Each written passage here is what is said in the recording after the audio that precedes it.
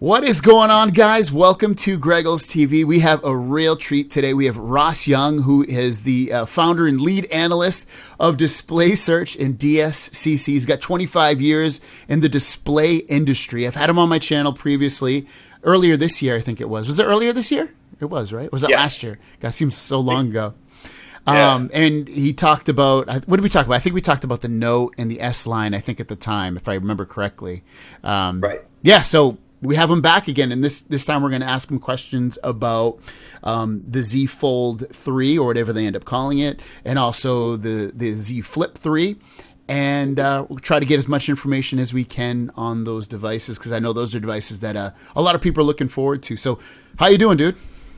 Dude. I'm good. I'm good. How are you?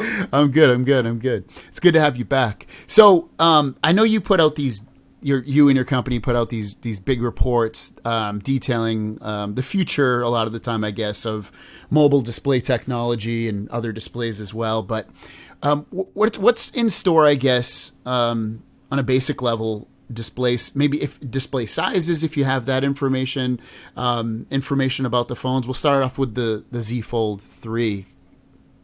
Sure. Well, I think the important thing about foldables going forward is that 2020 was a down year for foldables because Huawei didn't release its new product. And Samsung basically had no competition. So that was good for Samsung Electronics, but not so good for Samsung Display, who's making the panels, because they only had one customer, which isn't great. So in 2021, I think we're going to see a couple of big changes. First, Samsung Electronics is going to leverage its position as the dominant brand in foldables by de-emphasizing its Note series and increasing the emphasis on foldables. So we're aware of 3 foldable products for 2021. They're going to be released in the middle of the year in Q3.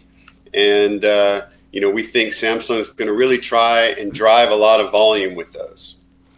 At the same time, Samsung Display is going to help other brands get into the foldable market. We expect to see Oppo, Vivo, and Xiaomi all introduce UTG-based foldable products with panels from Samsung Display, as well as Google. So it should be a big year for foldables, especially in the second half of the year.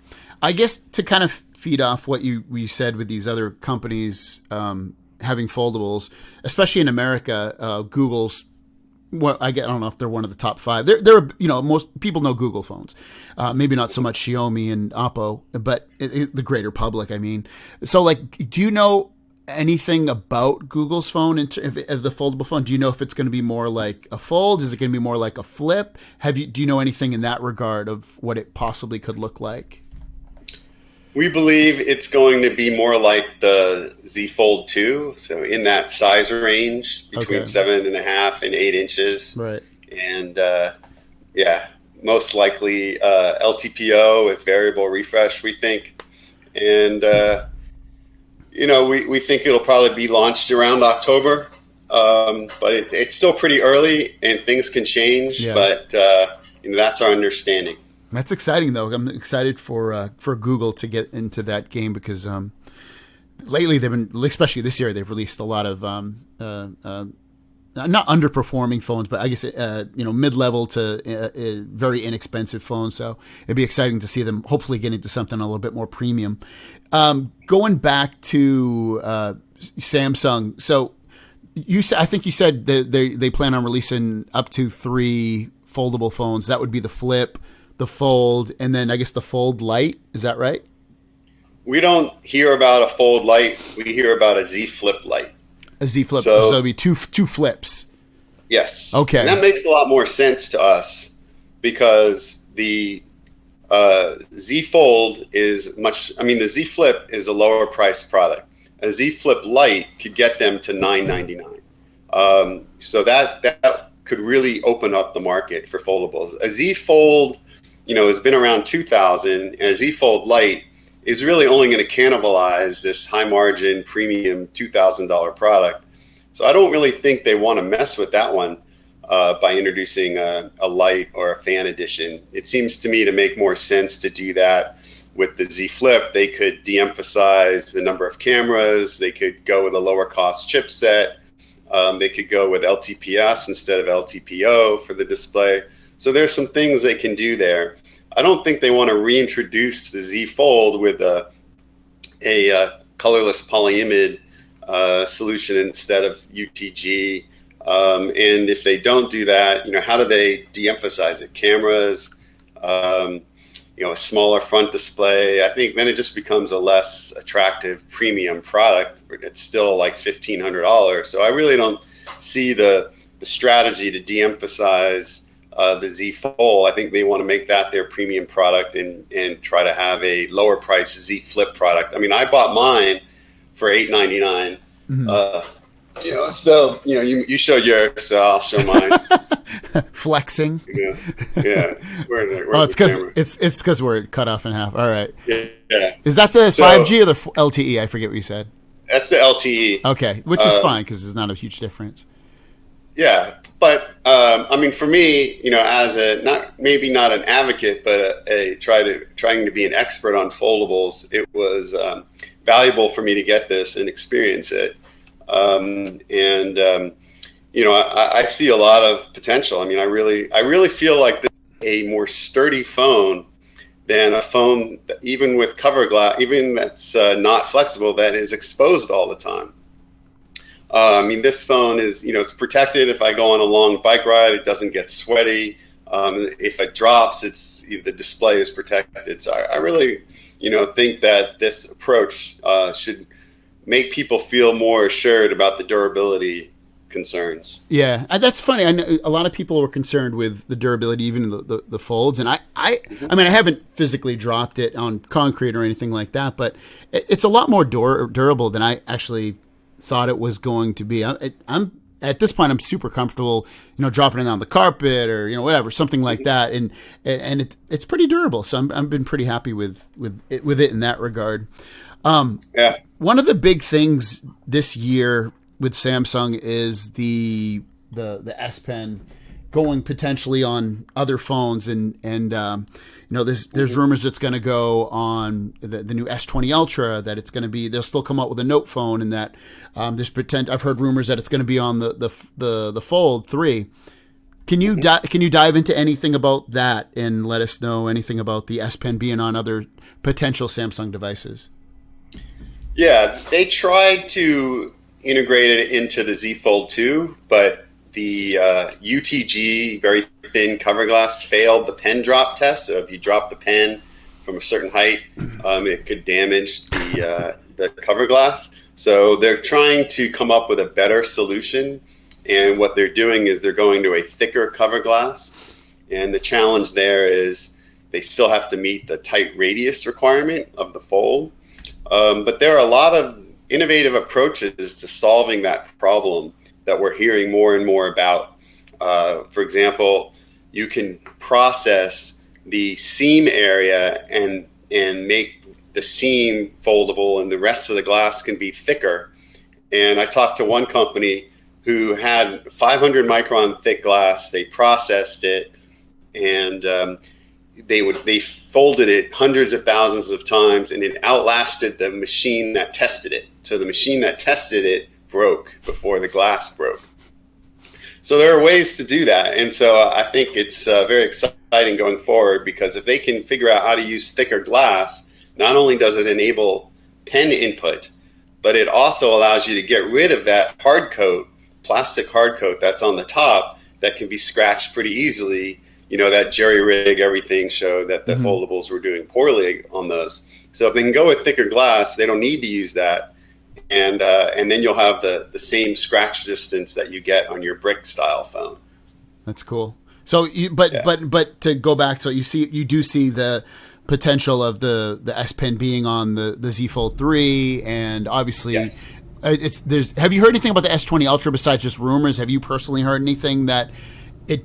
I mean, it basically said it will be there, but have you heard anything about that as well? Yeah, we've been hearing about that for months. that one of the ways that they're going to move towards eliminating the Note series is by applying the SPen to the S21 Ultra. And our understanding is it's not going to be integrated onto the phone, but it'll have the support, so it'll work.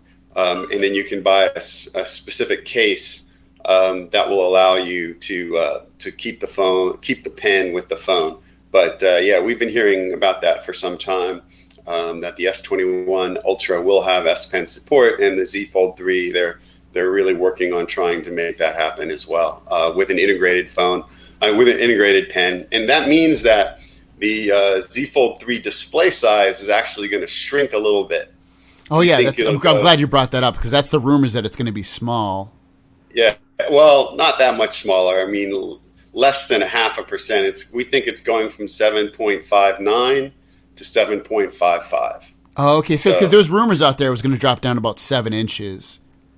Yeah, we don't think that's the case. We think the masks are being cut at 7.55, and that'll be with LTPO and variable refresh, 120 hertz, just like the Fold 2, as well as narrower bezels.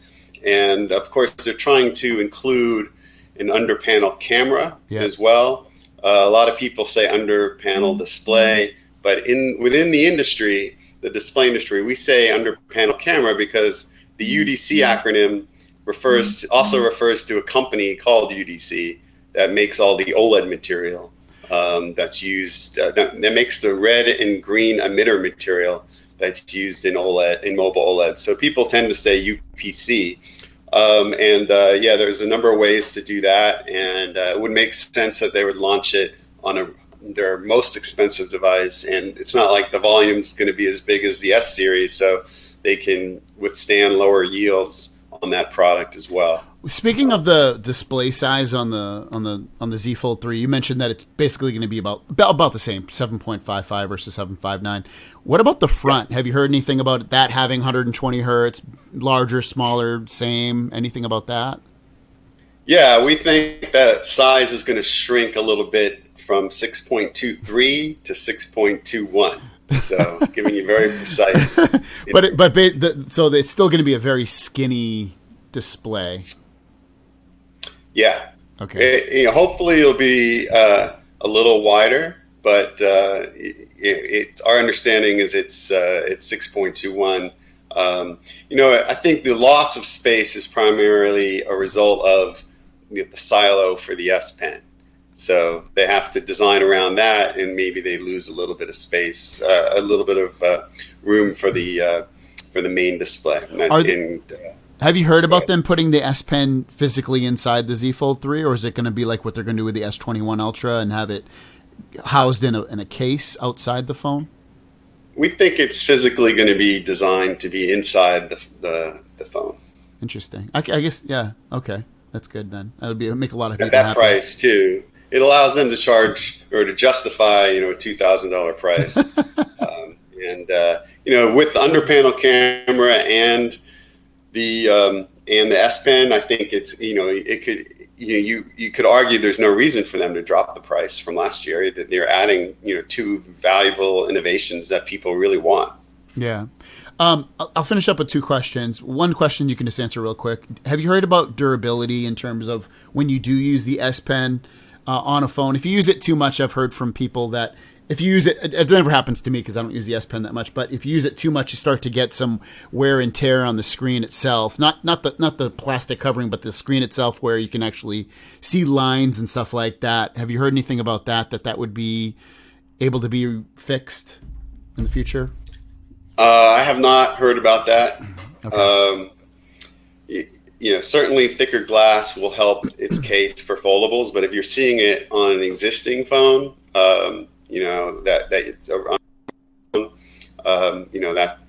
that doesn't look good for its potential with foldables. But I think they're changing the sensor technology. I guess they're using an active electrostatic digitizer instead of an electromagnetic resonance digitizer.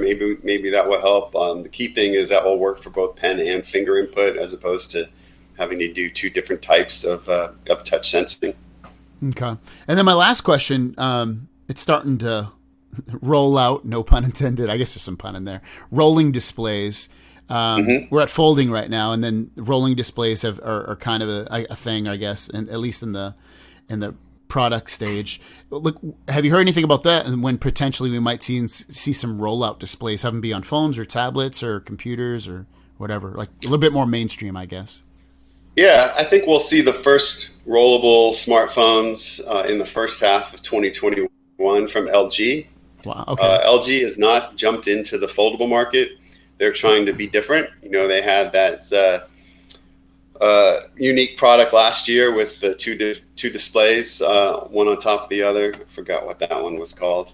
That swivels. Maybe you have it. Oh yeah. No. What did they call that? Jeez. LG. No, it wasn't the Velvet. It was the. Oh, I can't think of the name now.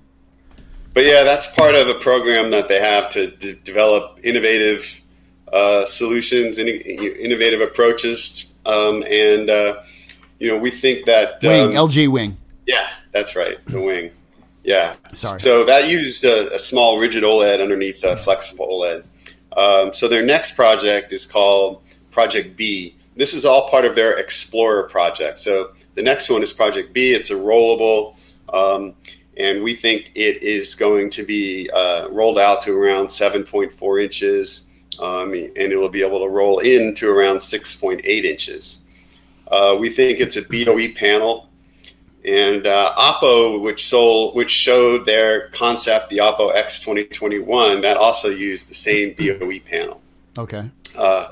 So the big challenge with these rollables is maybe not what people have thought about. It's actually the lack of space inside the rollable product. So the benefit is it's thinner than a folded product when you fold it, but because you have these motors to make it fold and unfold, and you have this sliding mechanism, there's actually a space constraint in rollables. And you also have the fact that this is a device you're carrying in your pocket.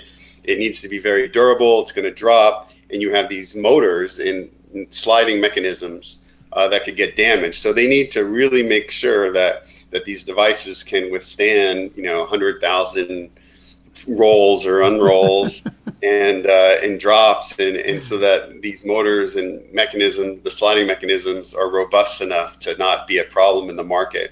And we really think that they're going to have to focus on larger displays, because the larger displays will give them more space for the battery and the motors and the sliding mechanisms. There's been some talk that they may have 50% less space than a regular phone would. Like so you mean like 50% like storage space, or like? Well, just space for the battery and all the other components. Because the display is taking up all this extra room because you're rolling it inside the device, and then you have this mechanism that moves it back and forth, and motors. So you're going to have less space for the battery. So you're not going to see like a 6-inch rollable have like a 4,000 milliamp hour battery. There just wouldn't be enough space. So they need to focus where they're going to have more space. And then I just thought of a bonus question. I don't even know if you would know this, but like smart glasses haven't really caught on, and they haven't really been. I mean, you can buy them from Google. Used to sell them. I don't even think they still do. But have you heard anything about smart glasses cutting over as like a replacement to a phone? Basically, that would be because I feel like that would be the future of something like that. That everything's in the air, and maybe you have something in your lens. Have you heard anything about that?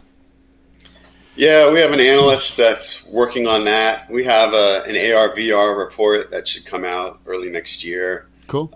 There's definitely a lot of potential there. So I would defer to him to talk more about it. But the smartphone brands like Apple and Samsung, they understand that market has potential, and they're trying to make sure that the phone will be compatible with those types of devices and enhance that experience, so that people will want to buy the glasses to have that experience. Awesome. Thank you so much, Ross, for coming on. I'm going to put all his links for his reports that he puts out, and his social media and everything else. Is there anything else you wanted to say or promote, Ross? No, that's about it. I think, our foldable and rollable report for Q4 just came out, and, we're updating it every quarter, trying to provide a real detailed look at what's going on there. And it's a very exciting space. And yeah, I think it's going to be an exciting space to watch for the next 4 or 5 years. Sweet. Looking forward to it. Thank you so much, Ross. And if you guys want to check out our stuff, everything's linked down below. We'll see you guys down the road.